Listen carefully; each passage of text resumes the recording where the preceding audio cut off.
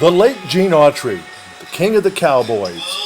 I tell you what, there was nobody that was more mighty on the big screen than Gene Autry. Yes, John Wayne was a great cowboy. Roy Rogers was too. Johnny Mac Brown and so many others. But my favorite was Gene Autry. And one of the reasons I got into the television and radio business was to be able to meet my heroes. I was very lucky the day and several times that I got to be with Gene Autry. You got one of your boys working, Wink Martindale's working for you again. Sure. Yeah, he's a friend of mine. Also, Clippy Stone's working for me. You just hired them all these good folks. Oh, Clippy's a nice guy. I've known him for many years. I've never met him till the other night. Oh, yeah. And he's a sweet man. His father was in radio for years around Los Angeles there.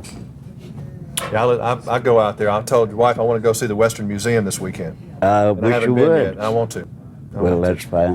Because your secretary took me through your office a couple of years ago, and I was bringing a copy of the tape, this Miller & Company tape, and I'd return the film, and she walked me through your office, and I saw all these Remingtons, and I love Remingtons. Well, thank you. They're my favorite things in the world. Well, thank you. Do you live here in Nashville? Mm-hmm. What station are you in? WSM-TV, Channel 4. WSM. Mm-hmm. You guys ready? All right. Yeah, I've known a lot of people here in Nashville over a period of years. Okay, you ready? Okay. Well, you're receiving a big award tonight, but I don't think you're the kind of person much that really lives and thinks too much about awards. Well, I'm always happy to get an award regardless of what it is and what it's for, because I feel maybe that it'll help my prestige a little more also. Well, I know you need that. Do you really think about, you never know really what to say, do you, when you get an award? Well, all you can do is just thank the people that made it possible for you. That's the thing. I thank all the people that I have worked with, and I've worked with some good ones in the past, and they've all contributed, so I would say that I like to share the awards with them. Well, you're being honored tonight for your work in country music, and I doubt when you were in 1940, did you ever think you were going to be a country music legend? Well, more or less, I started out singing country songs. Yes, when I first came in to show business in the 20s, about 1926, 1927, why Jimmy Rogers was, they called him hillbillies back in that era, but Jimmy Rogers was a country singer. And of course, Jimmy Davis, who was the former governor of Louisiana, and the Carter family, and there was a lot of those people that are still making records, and they've just changed the name from hillbilly to country, but in essence, we're singing the same stuff. I guess Roy Acuff said the other night that you were his hero. Well, I've known Roy a long, long time, and I've always had a lot of warm regards for him, not only as a fine artist, but a great guy. He's a good friend of mine, and believe me, he's been right up there at the top for all these years. This past Christmas, I spent $10 and bought me a Gene Autry compact disc of your greatest hits for Christmas. I thought you needed the money, and I wanted to go ahead and get you to make that contribution to you, and I love those things. Do the Christmas songs, are they something special to you? Well, I love Christmas songs. I have to love a couple of them that I made. One was Here Comes Santa Claus, and then 2 years later, why I made a record that I really wasn't sold on to start with. I didn't think that it was going any place, but it showed up the first year as the big seller. And throughout the years, why, there's only one Christmas record that's ever sold more than Rudolph the Red-Nosed Reindeer.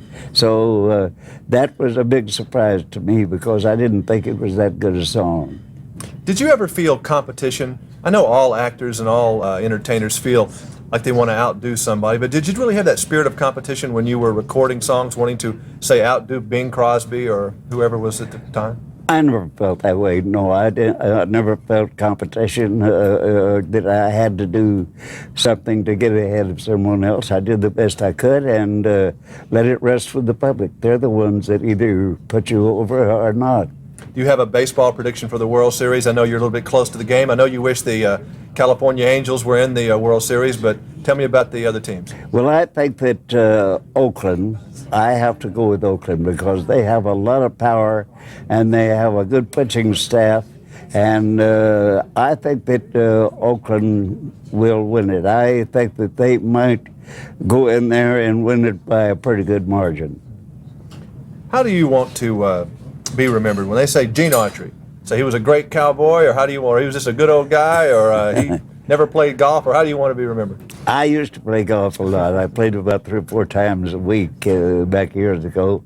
I would like to be remembered as a friend to all the people and to my fans.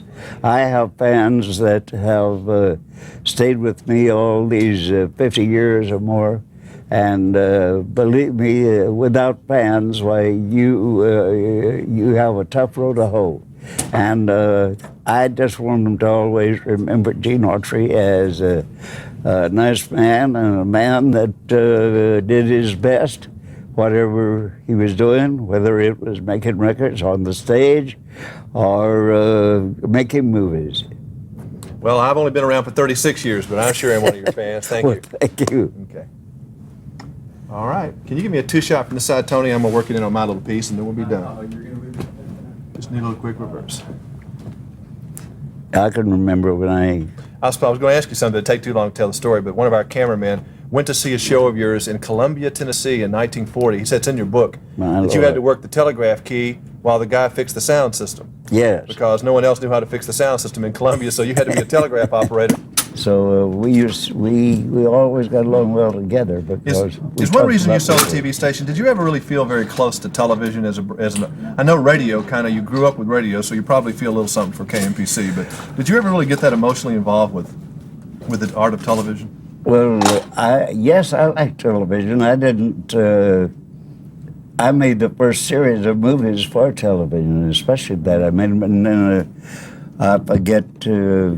It's about 1946, I think, 45 or 46, where I was under contract to the Wrigley Company. I did Melody Ranch every Sunday for 18 years, outside of a couple of years in the service.